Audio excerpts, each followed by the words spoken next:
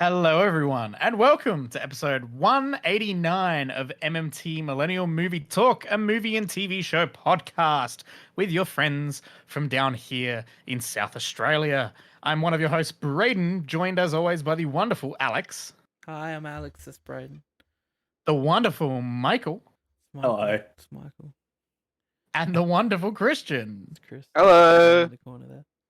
How are we all doing this week? I'm good. Not too bad. I'm pretty Very good. sad.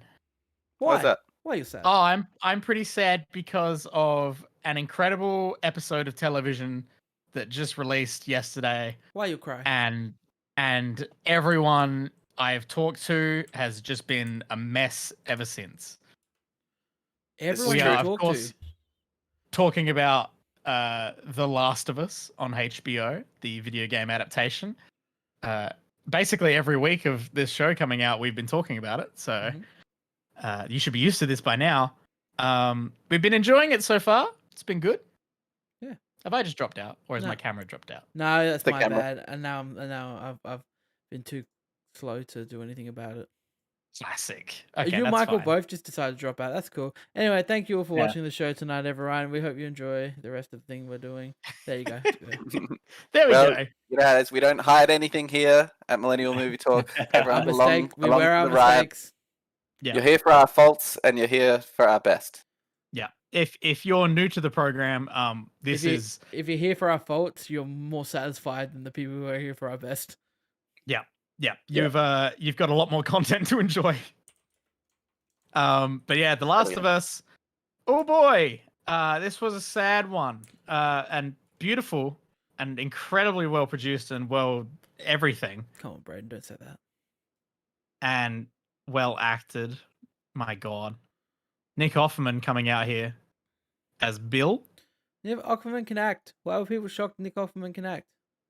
It's always that thing, like people cast comedy actors in sad stuff, Yeah. and they fucking crush it. It was a very sad episode. But before we got to the sad stuff, we opened up with, our favorite duo, Joel and Ellie, walking around town. Yep. They're kind of bonding as we really want to see them. Learning a little bit more about like how things went down Yeah. on basically D-Day. Mm-hmm. Personally, I'm feeling so much more of an Ellie presence now that we've got like more of the conversation going on and her kind of being herself. Yeah. Yeah. Like I'm really feeling that reminiscence from the games. I'm loving it. I love Good. her Yeah, it's very much like the first game. Very much like feels like, because obviously you're playing as him. Like it feels like the story is revolving around Joel. But then with getting part 2 and now getting the TV show, it really feels like they're focusing in on giving you a lot more of Ellie, so that way you know that this is her story. Yeah. And Pedro's fucking killing it. Bella's fucking killing it. Everyone, whoever played Frank was heartbreakingly great at their role. We never properly got Frank in the games. We at least just Yeah. we didn't. We kind of just saw Frank dangling there. Yeah, you saw a body, and you got some little journal notes and stuff, and that was about it. Mm-hmm. And then we got an entire episode of television, and it was incredibly done. Something. You could say they took quite a risk. Like this is the first big divergence from the game plot. Yep. And also, I'd say taking a risk and taking the show in another direction. Fantastic episode. I think everyone was pleasantly surprised as well as absolutely dead inside. Oh yeah. Yeah. But what fantastic television this episode was. Like seriously. So Yeah, from moment to moment was just wonderful because I was sitting there watching it with my dad, me having played the game, and my dad having no clue. And me sitting there then going, oh my God, what is happening? Like, we're going to get everything. This is incredible. Like, loving all the new stuff. it was very refreshing, wasn't it? Yes, very. Yeah, exactly. It's like just another side of the world that we're diving into, showing us how this small town, this tiny little life that's been lived, over 20 years of Bill and Frank. Yeah. And what a little piece of the world it is. Like, God. yeah. It was just wonderful. It was just so well done. I am loving the fact that the show lets us be able to do this. Don't play this for too long, Alex. We will get copyright stricken. Yep. No, they need the music. But yeah, it's I'm loving that we were starting to get like little bits of flashbacks with start of episode 1 and episode 2, and then when we started to get into the flashback for episode 3, and then it just kept going and was the whole episode almost. I was floored. I absolutely love getting to see stuff from other perspectives that isn't just from following Joel and Ellie. I also thought it was a really interesting character to explore with, I'm just going to call him Ron Swanson, because that's who Nick Offerman played. But it's essentially the survivalist character. I feel like it's the person who a lot of us would be like, hey, in the zombie apocalypse, that's who I'll be. I'll be making a safe house and, getting stuff going. And it's this great view into this character who kind of is thriving in the post-apocalyptic kind of area. Yeah, he was not really. He wasn't meant for just regular life. Yeah, it was someone that maybe, and then obviously exploring the sexuality aspect of it, he probably didn't fit. Maybe he didn't fit in to the actual small town, still living in his mum's house. Exactly, and it's obviously something he's never explored. I feel like there's a lot of things like that were written deep into this episode, which didn't need to be just like spelled out. And yeah, just what a character to watch how he creates this little world, this little home for himself, and self-sustaining, and My favorite thing about this episode is that all the people who apparently didn't pay attention to the game have now come out and be like, "Oh my god, they made Bill gay." We should be like, "No, Bill's gay in the games." Yeah, they definitely. They clearly didn't read anything in the game. Yeah. No. So there's obviously the notes in the game, and there is a suicide note in the game from Frank, and it's very like on the tongue. Yeah. That they're saying that they hate each other and screw you, but it's clear that it's very much the opposite. And I love how that's been adapted for the show because, gay characters having tragic endings is incredibly cliche and overdone in pop culture. So getting this moment where it wasn't just tragic anymore, it was this beautiful end that it didn't leave you as like, oh, that's tragic for that one person. It's oh no, that's this experience that they had together. And I think that people keep complaining that this one was like it's almost an episode that we can skip. Like a bottle episode. Yeah, like a bottle. Town, it doesn't progress the story. But but like we said, like the Chris said, the game had notes where you just go along and you would find notes from these people and you read their stories. You can't do that in this movie. Yeah, you can't just have Ellie picking up random notes and just read this random guy died. Like you can't just have them reading notes. It's like that's the way that the game gave us insight to what people's journeys. Other people other than Joel and Ellie's journeys were throughout the show. You're given their perspectives. And what they've done is they've taken a character who we all know from the game, and what they've done is they've just given us that, but with him, and they've worked it into the story that completely works in terms of what he did for Joel in the game, in terms of getting them the car. How we bring Joel and Ellie into the lore was they read the note. But we, as the audience, saw the entire backstory. Yeah. Whereas the player in the games would just get that note, and they would have to create that. So it really did tie us in that way, where we got that deeper sense. So obviously we've got Bill, who's just living his best life. He's thriving, like we said, and then he comes across Frank. Oh, bless! He stumbles into one of Bill's traps. Yeah, thank God he stumbled into the pit and not into the shotgun against the tree. Right. like flamethrower, spike trap. God. Yeah, like he could have fallen into any of the other traps and he would be dead as disco. But here he is. Honestly, when he first appeared, I thought it was Neil Gaiman. You thought it was Neil Gaiman? Yeah, because that's what Neil Gaiman looks like. At one point at the dinner, I saw Jordan Peterson and I couldn't unsee Jordan Peterson. No. And then it got so emotional that I Oh my forgot. God, And then that's I got re-immersed. But for 5 minutes, I was just seeing Peterson. That's amazing. Yeah. Bless. Well, I'll tell you what. I'm gonna tick off the bucket list. Watch the start of a gay sex scene with my dad. Nice. Because I wasn't expecting that, and then I was like, oh yeah, it's a HBO show. Yeah. And then they were actually quite tame, so I was surprised. Yeah, so we got to watch just Bill and Frank live their lives in the apocalypse. We saw about what 15 years. Yeah, 15 years of them together, and 5 years of Bill. Seeing how they first meet and interact with Joel and Tess. Yeah. Like, it was of course fascinating. So Murray Bartlett is the actor that played Frank. Yeah. Have they been in anything else? He's been in a few things, but nothing of note, I would say. The White Lotus is a TV show he's a part of. Apparently that's meant to be really That's good. apparently a very big show. Okay, well that's the biggest thing. Everything else here is nothing really sticking out. No. Good for them, honestly. There you go. Awesome. Murray Huge Bartlett. get. And I'm pretty sure Nick Offerman only did it because his wife encouraged him to do it.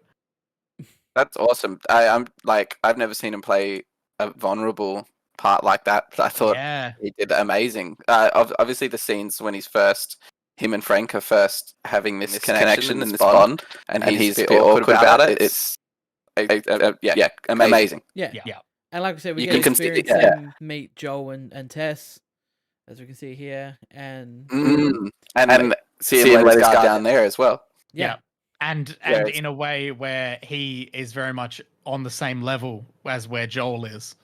They're very much they can respect one another, sort of being in the same mindset. I thought that was excellent character acting when Joel says, "Get the gun out my face." He clearly gains respect from the other side of the table because he goes, "Oh, well, he's just as kind of threatened as I am. He's not like trying to screw me. He's not And my God, the aging down and aging up of all these actors. Oh, well done. Yeah, they really nail it throughout the show, don't they? Yeah, like having them be younger and then having them be older in the same episode, and it just working so cohesively and not sticking out like a sore thumb. Like, excellent. I can't stress enough the quality of the acting when you are catching little mannerisms in these characters and creating and getting to know them rather than obviously sitting there thinking, oh, this is scripted dialogue. This is a stereotype. Like, there is a master level to that level of immersion where these people are people in your mind. Especially when it's a famous actor like Nick Offerman as well. Am I saying his name right? Nick Offerman? Yeah. Nick Offerman? You're nailing it. Yes. There you go. How many episodes of this show we got? 9. Oh, cool. Okay, cool. So there's plenty more to come. Good. Yeah, so 6 left.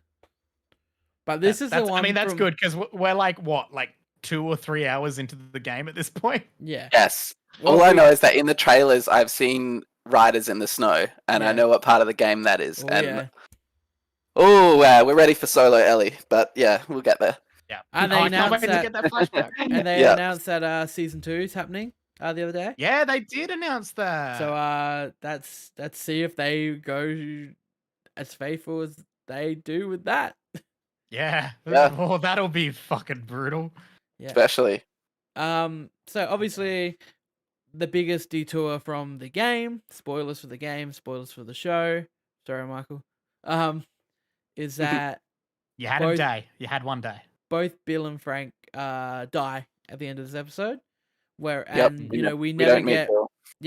meet Bill with Joel and Ellie. We never get the Ellie and Bill interactions, which were a great part of the game, but they were good fun. I'm okay sacrificing that if what we got was this good.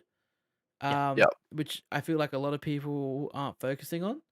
A lot of people are getting angry that they lost the Bill and Ellie interactions and they changed that from the game, but they're not recognizing what the show did even better, which was Bill. And we got so much great Ellie Joel, the music in the car, which we didn't really mention, but the end of Mortal Kombat 2. The end of this episode, there was some big Joel Ellie moments. Yeah. Well, when I'm Joel just finally, guessing there's. Yeah.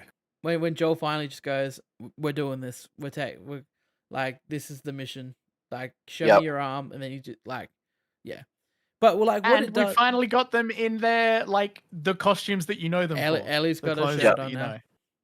Yep. Another highlight was Nick Offerman eating the strawberries and doing the Ron Swanson giggle. Yep. Yes. Yep. Yeah, great. Without a doubt, though, it's the most heartbreaking part is when, you know what? If we can go 15 years and Nick Offerman only has to defend his city once in 15 years, Yeah. then Like that scene was probably the low light of the episode. It was a Yeah, bit. it really like it almost doesn't fit. No, Well, I mentioned to my friend where he's prepared enough to have flamethrowers, but then he's standing in the street, in the middle of the firing. street, hit firing. Yeah. Where that was a Nick bit doesn't silly. have an Overwatch position where he's picking off these attackers or anything. Yeah. But in return, I'll say I really enjoyed that Frank wasn't just cowering in the corner. Yeah. Oh yeah, Frank came out there with his fucking gun as well. Yeah, Frank. And so there you clearly see how Bill has influenced Frank as well. Yeah. All right, and of course Frank with the ideas of like, what, we don't have to live in a shithole just because we're not using these houses. Let's do them up and Yeah. whatnot. There was both of them completing each other. Yeah. Yeah. It's beautiful. We love Bill. It We was- love Frank. Ah. And then obviously they do the fake out where they try to make us think that we might have lost Bill. Whereas we cut and we see that Frank's not going too good. Yeah, bless. So God, that was heartbreaking. yeah, and then that final, like, I'm fully talking about it, and give a fuck. The dinner it's scene. the The dinner dinner- scene was the something. dinner scene, and it's him explaining what he wants to do for the day. Yeah, Yes, that I was in morning tears. Yeah, monologue, and like, we're Nick gonna pick Offerman's out- just on the couch crying. today's my last day. Yeah, Oh. we're gonna pick out clothes. We're gonna get married. Yeah, getting oh man. Mm. Must be mentioned the absolute like just girth of acting like in this, like when they're at the dinner and they're getting closer and closer to the Yeah. the moment with the wine. You can see it in his face. He's beginning to. He's nervous. You can see it in Frank, in Nick. Yeah. Oh, they're just oh man, what a friggin' beautiful show too. I just can't believe how well acted it was. Yeah, it's You can see the fear, but also the coming to terms with it. There are so many emotions at play and being displayed: happiness, fear, romance. And I tell you what, you get the whole spectrum of emotions when you look at the nominations for the Oscars for 2023. Alex, I think you've got these up. Amazing. This was some big news. Are you from just this cutting last straight? week. Oh, hang on, I wasn't finished talking about The Last of Us. We've been talking about it for almost 20 minutes. Well done. You can count. Continue. Keep going. Like, what more have we got to say? I don't know. The fact got- that we didn't talk about, Nick Offerman just deciding to take the leap with him. We're going out together. I don't know. That felt really abrupt, and I didn't enjoy how quickly you wanted to move on from this. I kind of saw that. I kind of saw that coming. With Nick's decision. Yeah, same. But yeah. But in terms of like, I love that they didn't show them at all. Like, Very like, good we call. didn't When get it was a at the scene. end there and it just Yeah. ended on the open window. Yep. And the message to Joel as well. My Yeah. dad Please my don't come dad in. turned to me and said, I was really worried that was going to end on the most horrific shot. Yeah. Yeah. And Yeah. then It's like, to It whoever lets you. finds this, probably Joel. if they had done it, I don't think they would have made it horrific or scary. They would have No. had it be this beautiful moment No. of just But we these didn't- two we didn't still need to see it. bodies. But I mean, I you see, don't wanna we see all it. saw it in our mind's eye. We all saw Frank and Bill embracing each other and, Yeah. and fall asleep. Like we like they made us picture it. I would say. And it's Yeah. when they both drink it, they both chug it, and then Frank just goes, they're in the bottle, and enough to kill a horse. Yeah. So he And- gave Frank extra just to be sure. And when he says his purpose was, what does he say to Bill? No, to Frank when he reveals that I'm satisfied, I'm happy. Yeah. He's just like it's my time to go as well. It's just like, I love Frank's line as well because he says something along the lines of like, "I shouldn't be okay with this, but it's but so it's romantic. romantic." It's so romantic. Yeah. I love Oh. that. Oh, That he was And said- that like, line just gave you I just believe- enough to break the tension, but to Yeah. still be heartbreaking. Bill's got an incredible line, and I just want to get it up quickly to see if someone's quoted it on the IMDb, because oh really, this episode's the lowest rated. Okay, whatever. What? It's because of the changes they made from the game. People probably are taking it. Yeah. But Like I was gonna say I'm gonna say before, with any video game adaptation, you get the ones that are too diehard, like stuck to it, so don't appreciate like the changes. Like obviously, like you're saying with notes and stuff, like it's a lot easier in a game to read these notes, whereas you can't just have like a character reading these notes to tell the story. Oh, sorry, we made it so that you can't ignore the gay story going on. Yes. And it'll be the same with the DLC. They'll be like, "Oh, I didn't play the DLC," and then we'll get an episode which is the entirety of Left Behind. Yeah. And they'll be like, "Oh, this fucking gay agenda bullshit." It's it's kind of Left Behind is the college or high school story with Ellie and her friend. Yeah. It shows And this you is how what she we're got likely bitten. going to see flashbacks to. Yeah, that right? shows you how she got bitten. Yeah. She's already alluded to it by her going into talking about the mall.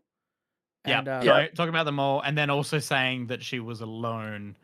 Yeah, Like, but she said it in a way that was very like, "You're lying." So the line. I feel like sorry. They've definitely teased something with Ellie where it shows her rubbing her arm where the bite is. In one of the trailers, I assume that's a flashback where she's gotten bitten and she's freaking out. So maybe not. So the line that Bill says here is, "This isn't some tragic suicide at the end of the play. I'm old, I'm satisfied, and you were my purpose." And then Frank said, "I don't support this. I should be furious, but from an objective point of view, it's incredibly romantic. Take me to bed." Beautiful writing. Yeah. Absolutely incredibly done. Yeah. Beautiful. Yeah, great episode. Well done, The Last of Us. You're nailing it. I don't care what people are rating it. This was an incredible work, an incredible piece of art, a piece of media. Yeah, fantastic. And a lot of other creatives out there are saying that it's the best. Unfortunately, there's a lot of people out there that aren't looking for an in-depth show with real emotions and things going on. They want to shoot 'em up. Want the action scenes from The Walking Dead. People just want the game though, like beat for beat the game, but in the show, where it's just like, how boring would that be? Just go play the game. Just play the game. They've released the game 3 times. Yeah. I gotta say, when the game was getting raved about, there was the counterculture group that was like, "It's a terrible game. Why would you even play Last of Us?" Yeah. So why would you even play it? It's like a movie. Obviously, anything that's mainstream and good is obviously bad, and people shouldn't like it. Yep. Oh well, people are crap. Don't trust them. Well, let's hear how crap people are with the Oscar nominations. Exactly. Right, thanks for bringing these up. Perfect. Ladies and gentlemen, it's our favorite time of the year where my screen doesn't do its thing. Here we are. Look at that. Brain and Michael aren't even moving. Oh my god. There we go. Look at that. Now they're moving. There we go. 1/2. Now my screen. If only this stuff worked, guys. This isn't my fault. This is the stream being terrible. Here we go. Look at that. The Oscars. Here we are. There we go. Look at that. We're all having fun. It's fine. Can we get a little zoom in on that one there, Alex? Absolutely. I need you to enhance. Is that enhanced enough? Maybe a little bit further out. Yeah, there we go. There you Here we go. All right, ladies and gentlemen, starting off, that's just going to roll through these Oscar nominations. Starting off, we have actor in a leading role. And we've got the nominees here. We've got Austin Butler for Elvis, Colin Farrell for The Banshees of Inisherin, Brendan Fraser for The Whale, Paul Mescal for After Sun, and Bill Nye for Living. Never heard of those last 2. This one was the one a lot of Paul Mescal was the one that everyone wanted. Like all the apparently After Sun's really good, and it was like the indie favorite to get in, and people were just happy he got nominated. Cool. I don't know about Bill Nye. I've heard After Sun like being talked about a few times, but not Obviously, living at all. It's a 3-person race at the moment between these 3. Austin and Brendan probably a bit further than Colin, but from what I hear, Colin's just as in it as them. Good. It's a 3-horse race there. Next up, Exciting. Actor in a supporting role, we have Brendan Gleeson for The Banshees of Inisherin, Brian Tyree Henry for Causeway. Ooh. Judd Hirsch for his 7 minutes in The Fabelmans. Barry Keoghan for The Banshees of Inisherin. Nice. And Kehi Kwan for Everything Everywhere All at Once. Now, Who I imagine. he's won every other award. Yeah, I imagine he's got this one. Which, his acceptance speech is going to be the best thing in the world. Chris, you should watch Everything Everywhere All at Once. I will. Wait, you still haven't? Stan keeps showing it to me. You mean Is it Brian? Stan or is it Binge? Brian. Binge. One of them does. Oh, Binge, Right. yeah. Yeah, Binge does. Moving on. Actress in a leading role. Here we have Kate Blanchett for Tar, Hearing a lot about that. Hometown Hero. Yeah. That's why I'm hearing a lot about it. We have Anna de Armas for Blonde, which everyone's mad about because apparently Blonde sucks. Yeah, I did hear that when it was coming out. Anyone I haven't seen heard it? anything I haven't about it. seen Blonde. It's on Netflix. Yeah, I keep going past it. Yeah, I was going to say, it pops up every now and again. Yeah. We have Andrea Risenberry for To Leslie. This one's interesting. This was a completely independently funded campaign to get her nominated, and now they've realized that it was independently because all these famous actresses said you should nominate her for an Oscar, and the Oscars went okay. So now they're investigating it. Ooh. Oh, okay. But it's dodgy. Yeah, Michelle Williams for The Fabelmans, and Michelle, yeah. for Everything Everywhere All at Once. Kate Blanchett's I winning mean- it. I know you want Michelle Yeoh to win it, but Kate Blanchett's winning it. Yeah. Unfortunately, I feel like that Tar's coming coming I out want to see swinging Tar. against Everything Everywhere All at Once.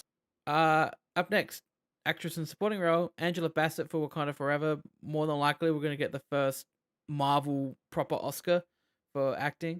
The first Which time is anyone... pretty wild. Yeah. Mm. I mean, they're not really prestigious movies, but No, Angela but Bassett's like- really good in Wakanda Forever, and Marvel has its first Oscar nomination in acting ever. Yeah.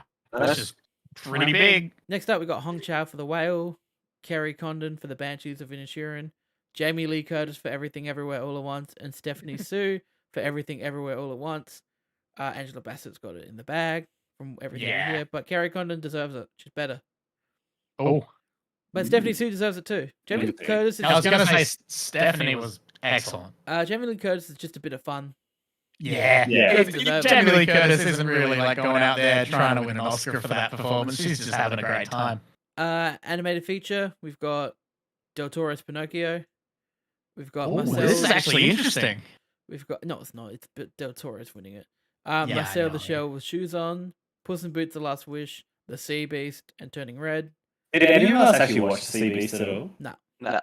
Is that on Netflix? Netflix. I just remember it popping up a bunch, and then it sort of disappeared, and I never heard of it again. I never heard from it again. Might give it a watch. Anyway. Maybe. I I like animated movies. Are we gonna skip all the costume and shit? Do you care about costume designs? Do we? We'll just have a quick look and see what's there. Cinematography, we've got All Quiet on the Western Front, Bardo, Elvis, Empire of Light, and Tar. Yep. No Top Gun Maverick, which is a crime. Top Gun Maverick was getting nominated and was winning all the other cinematography awards and didn't even get nominated. That cinematographer had to check the weather reports, and they had only shit. Yeah, I have to agree with you on that one. That's a bit of a crime. Costume design, Babylon should win it. Black Panther probably will win it. Elvis might win it. Everything, Everywhere, All at Once. Yep. And Mrs. Harris goes to. Mrs. Harris goes nominated. Yeah, Oscar. Glad they nominated. got the nom. Yeah. Director. I don't expect it to win. Director Martin McDowell for Banshees of Inisherin. Everything Everywhere All at Once. The Daniels. Spielberg for The Fabelmans. Todd Field for Tar. And Ruben Östlund for Triangle of Sadness. And they're up against Spielberg. That's tough. Sorry, I'm skipping these. We don't care about documentaries. Oops. Yep. Editing. Glad to see a musician's biopic in film editing. Well done. Yeah. Because that won't win. Banshees, editing, Elvis, Everything Everywhere, Tar, and Top Gun Maverick. International feature. This is a big snub. I know we don't really care about international features, but Decision to Leave wasn't on here, and that was like the favorite to win it. It's a South Korean film from the guy that did Old Boy. Oh. I think All Quiet, all in German. It's very good. Yeah. Oh, Worth a watch. Everyone here still recommend. Be a horrific, harrowing tale. Yeah. well, Chris, you're gonna get excited a bit more because All Quiet appears a lot on this list. Okay, yeah. Makeup, yeah. Makeup and hairstyling, All Quiet on the Western Front, The Batman, Black Panther, Elvis, and The Whale. They're probably going to give it to The Whale. If you saw some of the weathering and the dirt and some of the depictions of men in All Quiet, you would understand that. Chris, did you like the score in All Quiet? Because it's got nominated for score as well. Yeah, I can also see that. The music was a big part of it. It's going to lose, though. It's going to lose. Babylon. It is going to lose. It is going to lose. No joke. Ever since Alex played it to me last week, I've been playing it to every other person I know. And I even played a bit of it like while I was working at Greenlight. And it's just a jam. All right, so Banshees as well. Everything, Everywhere, and The Fabelmans. Yep. Original song. We've got Applause from Tell It Like a War. No clue. Hold My Hand from Top Gun. Lift Me Up from Black Panther. Natu Natu from Triple R, which is gonna win. And this is a Life from Everything Everywhere All at Once. Best Picture.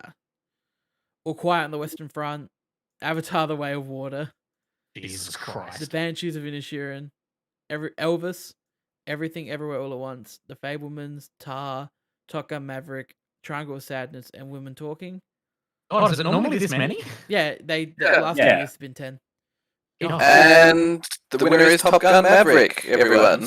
I think it's got a really good chance because I'll tell you how it works. Much like Australian politics, the Oscars for Best Picture works as preferential voting.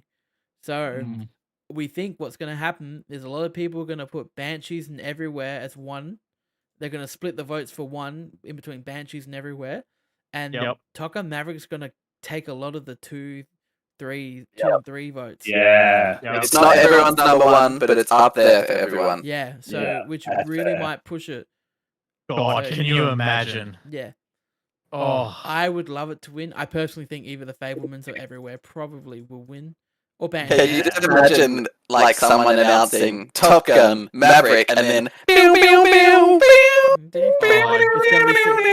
Guess who gets to go on stage because he's a producer. He'd be front and center. The other people wouldn't even get a chance. I can see his smile. I can't wait for him to end it with "and see you at the movies."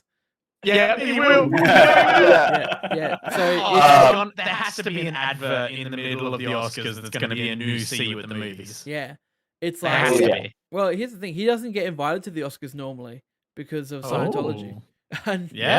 So will he even be allowed to be there? No, he will because he's a nominee. Yeah, he just doesn't get invited.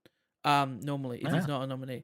But anyway, so him and Macquarie will go up and they'll advertise their new one. Scientology. They'll advertise.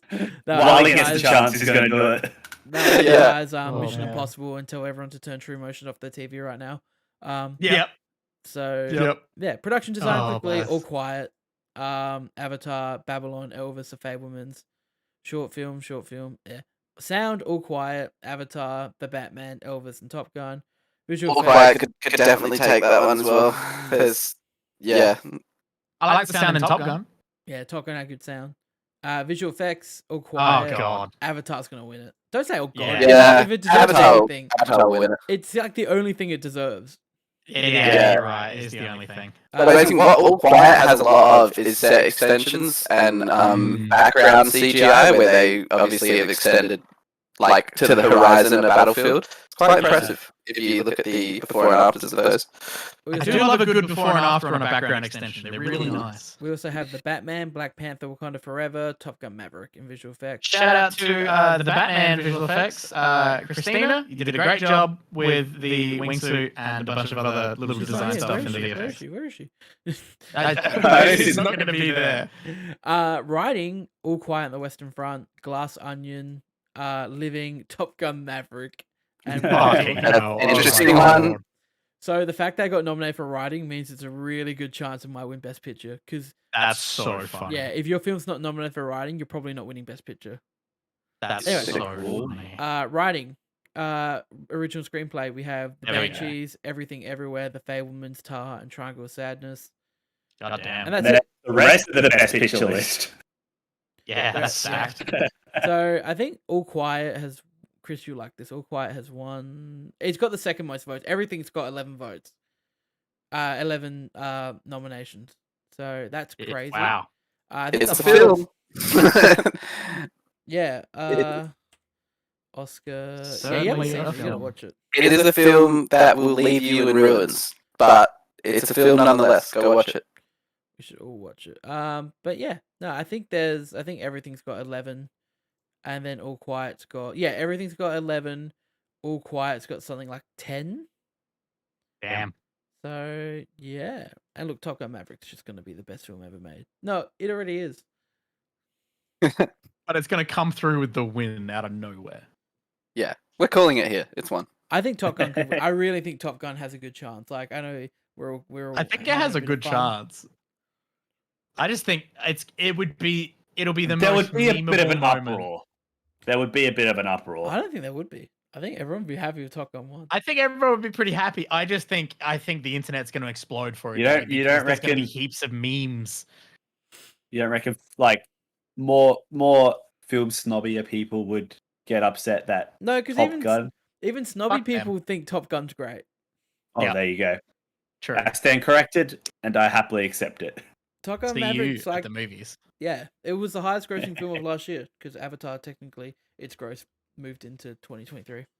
Which also it's hit over $2 billion now. Hit the 2 Ooh. billy. It just crossed Infinity War. Yep. Hit the 2 billy. I people heard were like, "It's not gonna some make the people money." discussing it on a podcast recently where they were saying how Avatar 2 was always going to be a massive success because it's Avatar 2. The real test is going to be Avatar 3. Ah, yes, I see. Avatar 3 will be the actual test of whether or not anyone gives a shit. So we'll see. We love Avatar. Less. We did like Avatar. Has anyone else been watching anything good this last week? Not good, but I watched something. What'd you watch? Watched Scooby Doo 2 Monsters Unleashed. That's fine. You mean better the than one? fun. Do we wait? No, we didn't do a commentary track for that one, did we? Nah, I still haven't. Doesn't exist. Oh, I thought we did. We did one for the first one. We did one. for the first Scooby Doo 2 Monsters Unleashed is a masterpiece. It one. is, obviously. It's something. Yeah, it is. And if anyone says excellent. otherwise, we attack them. Has anyone watched the new installment in the Scooby-Doo franchise, which people don't like? Because it I sucks. I haven't- refused. I Velma? haven't heard anything about it, like at all. Oh, really? I just heard it's average. It's awful. Really? It's terrible. Apparently, it's like Oh. real bad. All right, I'll give it a go. Yeah, it's bad. Well, All right, you report back. I'll report back Scooby-Dooby-Doo. on. where are it's you? the lowest rated show on IMDb. Damn, Yeah, that's pretty 1.4 hardcore. out of 10. Okay, Well, now I'm interested because it's like a garbage fire. Yeah.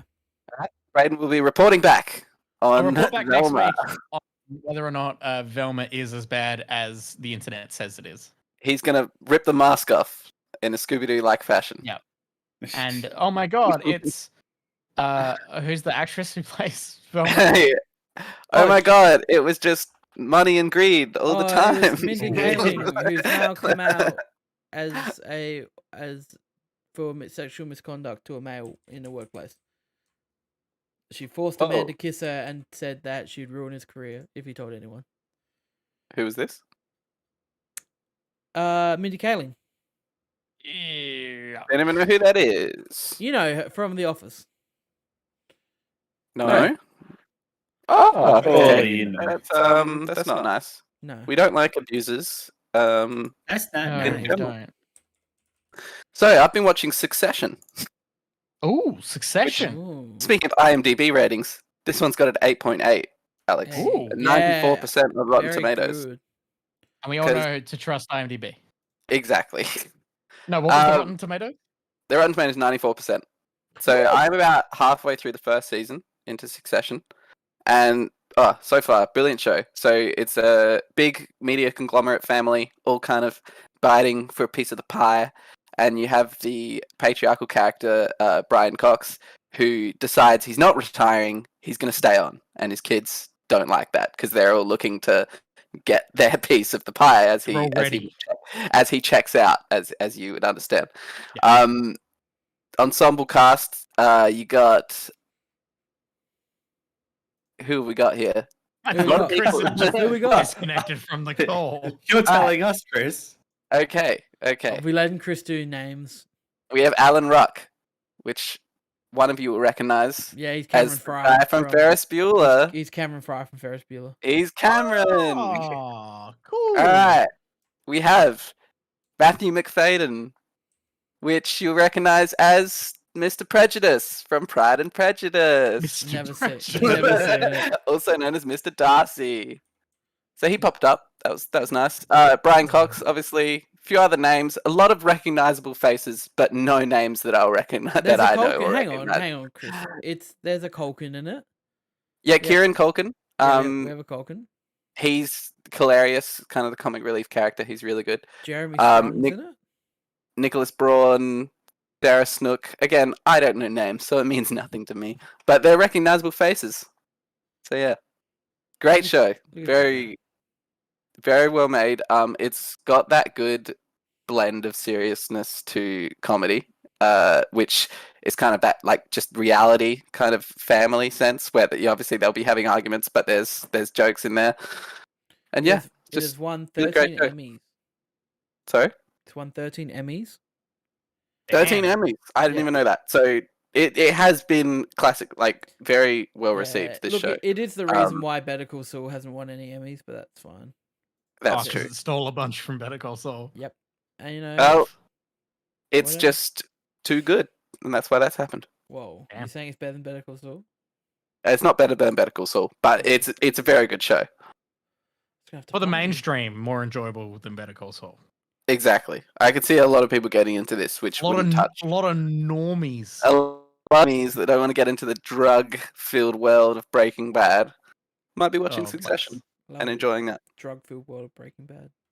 Yeah. For them. I watched two things that I hadn't seen yet. I watched The Menu, which we've been talking about a lot recently. Very good film. I absolutely loved it. I think I gave it 5 stars. There we go. I thought it was excellent. From everything from the actual mystery of what was going on and them really not spoon feeding you. Get it? It's a food pun. Them not spoon feeding you information and you really just having to go along with it. Like that entire first sequence, you have no clue what is going on. And I really loved that. Ray Fiennes, obviously, knocks it out of the park in this one. He's both scary as hell and completely understandable.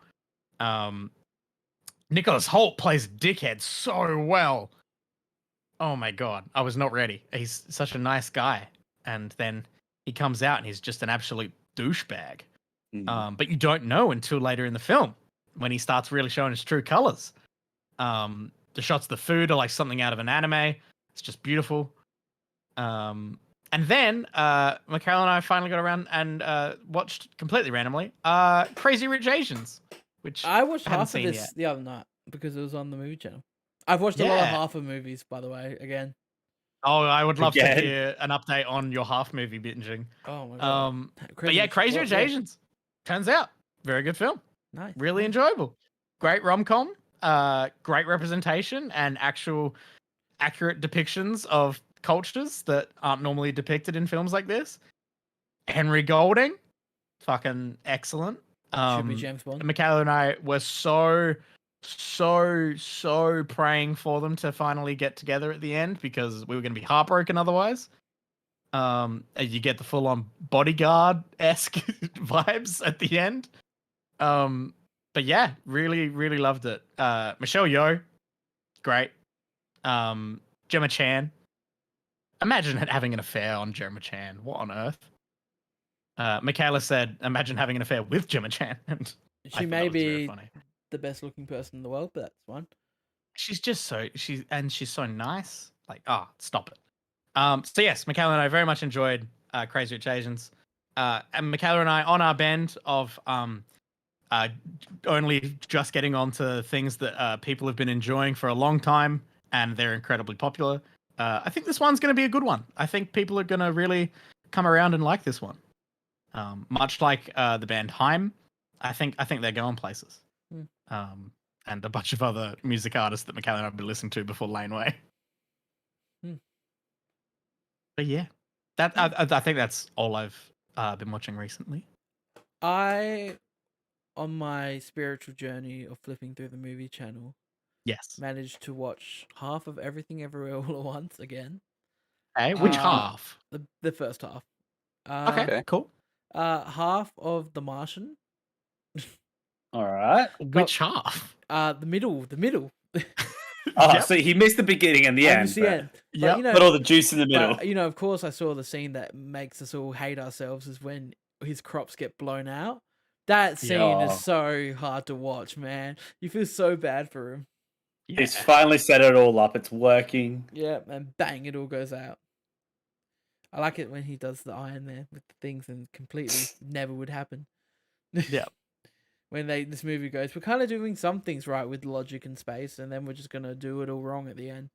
Yeah, I think we literally had a class at uni where we we physically had to watch movies and jot down science and whether it was not plausible or not. And that was the biggest discussion against the class when it came to my group's turn to presentate. Half of them were no, utter bullshit, and then you had the small percentage well, it could work. It is a great line though when he goes, when he goes, on the upside, I get to fly around like Iron Man. That is a funny line. Yeah. Can I very quickly jump in? I completely forgot to mention it. A thing that I watched this last week, and then I looked at the photo of Chris that we have as part of our YouTube stream over here, of Chris in the wonderful little town of Hobbiton. Michaela and I went over to a friend's place. The two of them are massive fans of Lord of the Rings, and we made Michaela sit down and watch Lord of the Rings for the first time. Just Fellowship of the Ring. But we did make her watch the extended edition. Beautiful. And I don't think I was watching it. I don't think I ever saw the extended edition. Oh. So there was stuff in there where I was I don't remember that. So there you go. It was very good. Blow her mind. She legitimately did not. Okay, I'm going to tell my favorite story from the night. She legitimately did not know anything about Lord of the Rings. She was watching it and she went, "Oh, they already have the ring. I thought this film was going to be about them finding the ring." And the whole film was going to be about them journeying to get the ring. So when the ring was just there from the beginning, she was like, "Oh, what's this movie going to be about?" She really didn't know. She had no idea. And my favorite thing, this is obviously from when Michaela was younger. This isn't Michaela 2 years ago. This is Michaela 12 years ago. Michaela thought Gollum was evil Yoda. Brilliant. The more you know, I guess. Because she hadn't seen Star Wars either. Yeah. She just thought Gollum was Yoda turned bad. There we go. Gollum taught Darth Vader, obviously. Yeah. And I lost it at that. It was so funny. But no, she didn't know anything going in. She barely knew any of the actors in, and then Orlando Bloom showed up and she was like, "What?" She actually enjoyed it. And I am impressed because I wasn't sure if she was going to actually enjoy it because when we got to the part where it said, "Please switch to disc 2," I saw a part of her soul break. Chris, she was I was like, saying... "Oh, we're only halfway." And how far into the Fellowship is the first disc change? I think it's at the point. I know exactly at the point. Yep. It's at the point where when they're going, "We'll call them the Fellowship of the Ring," and then Pippin goes, "So where are we going?" And then it cuts and it goes insert disc 2. Yep. It's perfect. Yes. And Michaela was like, "Oh, this straight up feels like the end of the film." I thought that was going to be the end. Chris, I was saying before how when you and I went and we watched them all in theaters in 4K, and it was the greatest time in the world. That we really sat there and we went, the only one that needs extended is the third one. Yeah. It was the one that suffered so horribly. Yeah, from not having extended. It was the only one where you're like, whoa, half the movie just skipped, It's guys. just gone. What's going on? Yeah, because Aragorn randomly rocks up am- with all the the dead, ghosts. yeah. I am very excited to we're going to eventually watch the other two as well. We're not doing them in any rush because Michaela and I want to go to New Zealand, and so obviously she agreed to watch Lord of the Rings before we do that. And the only one I really remember clearly is Fellowship. So I'm actually really interested to watch Two Towers and Return of the King again because I feel like I haven't watched them since I was a kid. And I definitely haven't seen the extendeds of either of them. So I'm really interested to see how they come together. Also, those movies just hold up. Like that first movie, excellent. They look good. You should watch them in 4K. They do. Because they're looking better. I'm watching them on DVD. Because that's what my friends have. So. And they also don't have the big Alex's look right. Alex's face is just dropped. He's done with you. Yeah, bless. I'll quickly. Alex didn't know there were any DVDs left. Wait, what do you mean? DVD? What is that? No, I'll quickly jump in with the. Is that like a shitty Blu-ray? I'll jump in with the things that I've watched. What color did you have back then? Get in it. Grey. We've for some reason watched Horrible Bosses 1 and 2 because literally it was. We put number 1 on one night. I feel like that's a quarterly thing for you. I feel like every 3 months we suddenly get we watched Horrible Bosses again. Someone watches it. But I think we put that one on because we were like, we haven't watched that one in a while and that's pretty funny. And then we were just trying to look for something to put on sort of in the background ish, but sort of watch it. Paddington 2. Yeah, look, I'm still fighting for that, but I'm not getting anywhere. So so then I was like, well, we watched number 1, we might as well watch number 2. So now I'm going to, with that logic, I'm going to fight for watching In-Betweeners 2. Oh my god. But then last night, I let her completely choose a movie without my input. I walked out of the room and let her choose one. Mm-hmm. So we watched Hall Pass. Okay. Hall Pass. That's, fucking Jason Sudeikis and Owen Wilson. Yeah. With Jenna I don't even Fisher. know what this movie Hall Pass is like Wedding Crashers, but they get a pass to go sleep with young women from their wives. Oh, so it's just one of those. So it's just one of those sort of movies. Look, it was kind of it doesn't hold up very well, but it's just old man comedy. Yeah, but it is kind of funny. I hadn't seen it, so I was having a little bit of a giggle. But I think if I watched it another time, I'd probably start cringing a bit. But shout out to over on Letterboxd, Gabe, who has watched this and rated it on Letterboxd. Half a star. Rated it half a star. Yeah. Look, it's just those classic early 2000s, early 10s American Pie type shit. Yeah, Okay, straight up on Netflix. There is just a big fat black dick on the screen. Yeah, I am remembering the comedy of this movie, and it's like toilet humor to the max. Yeah, I remember when he finally brings the girl home, and she's not feeling well. Yeah, and she doesn't sneeze. She sneezes. She sneezes and projectiles. But there is literally the one scene that sort of starts being the catalyst for the thing is they go to their rich friend's house, and obviously they got these security cameras, and they're just sitting there talking about all the wives' boobs and stuff, just that sort of humor. Yeah. Yeah, but of course, all the wives are watching on the camera. Yeah. Yep. And can hear every word they're saying. Ha ha ha ha. But yes, that is, and I watched the first episode of The Bear, which I found really good, so I'm excited to watch the rest of it. Nice. I thought The Bear was a movie. No, that's Cocaine Bear. Oh no, that's the other one, The Menu. No, The Bear's good. The movie one's not so good. Braden. The Menu? Yeah. Have you seen The Menu? I like The Menu. Yeah, we literally talked about it just before. I talked about this episode. Yeah, so I've heard better things about The Bear, and I just got confused just then. Braden. Yeah.